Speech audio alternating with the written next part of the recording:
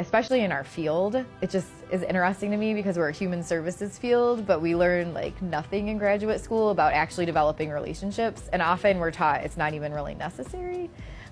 So it's really focused on that piece, like how can we systematically connect with our learners, depending on, regardless of their age, like from, really young learners, and then we had several adult examples, and how can we give space to see who they really are, and then let them see that we get them and we acknowledge them and build from there. So that would be your first step before you can even really get into what type of programming or interventions you want to do around language, academics, behavior. It's if you don't understand your learner and you don't have a trusting relationship with them, where are you going to go? So we went through the case examples and then some. I try to give as much as I do guidance of like, well, how can you do this as well? And like, what was our process? And here's the steps that we followed.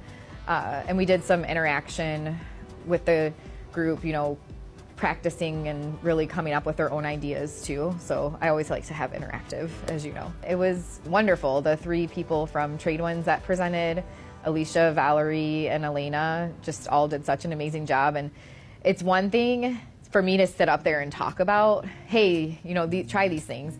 But to see the stories and be able to have those examples of, this is what it looked like and like how people were interacting with this student, and now like look at all these smiles and how much more actively engaged they are and how much more progress they're making. Yes, you have to slow down and the things we've been trained we're supposed to be working on to get this, but once you get this, you can start flying with all the stuff that hasn't been making progress because nobody took the time to really understand who this person was.